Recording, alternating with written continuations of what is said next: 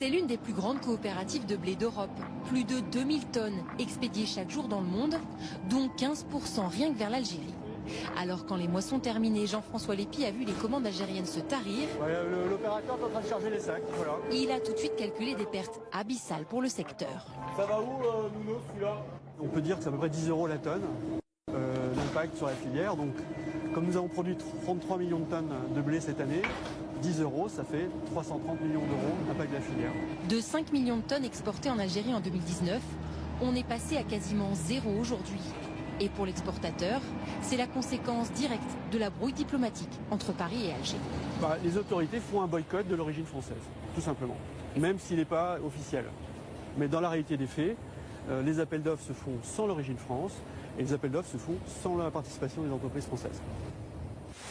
Arrestation de l'écrivain Boualem Sansal en Algérie, refus d'accueillir les OQTF renvoyés par Paris ou expulsion réciproque de diplomates, les sujets de discorde ne manquent pas. Officiellement, aucun lien de rétorsion et pourtant, le cahier des charges algérien vient d'être assoupli pour répondre aux critères des blés de la mer Noire, permettant aux importations russes de s'envoler, passant devant la France en quelques années. Coup dur pour le port de Rouen, privé de son principal client régulier et plus exposé aux aléas du marché. Cette péniche-là, elle va repartir la semaine prochaine vraisemblablement sur le Maroc. Malheureusement, plus d'Algérie. Donc aujourd'hui, ce n'est plus du tout linéaire, c'est vraiment que des à-coups. Plus compliqué à gérer. Et pour ne rien arranger, la récolte 2025 est particulièrement abondante, plus 40% en un an, et des silos déjà quasi à ras-bord. Le secteur cherche donc des débouchés vers le Maroc, l'Égypte ou la Chine, et navigue désormais à vue. Bah oui, la France a voulu rentrer en guerre avec l'Algérie, du coup la Russie a pris la place de la France. Comme partout en Afrique, quoi. Moi je dis bravo aux Algériens. Vous savez pourquoi? Parce qu'on part sur un bashing permanent en disant que l'Algérie est le soumis de la France et que les sanctions vont leur faire mal. On se rend compte qu'en fait c'est encore une fois tout l'inverse qui est en train de se passer. Faut savoir que pendant des décennies, la France était le premier fournisseur de blé de l'Algérie. Et là, tout est en train de changer. Catastrophe. L'Algérie s'est tournée vers la Russie avec un blé russe beaucoup moins cher.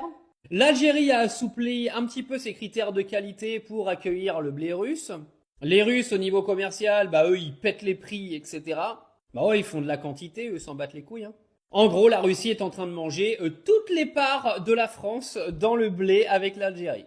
Tout ça à cause de Monsieur Retailleau et de la belle politique française qui ont décidé de faire de l'Algérie son ennemi numéro 1. L'Algérie a exclu la France, donc le blé français, de tous les appels d'offres. Conséquence, la France, elle perd des ventes de millions de tonnes de blé par an, parce que maintenant, il faut trouver des nouveaux clients. Des pays comme la Russie, l'Argentine ou l'Allemagne prennent la place de la France. Il faut savoir que la filière céréalière française a besoin, justement, de cette exportation de blé pour survivre, et là, ça sent la merde. Donc c'est qui le grand gagnant dans l'affaire? C'est l'Algérie ou la France? Ou la Russie, peut-être?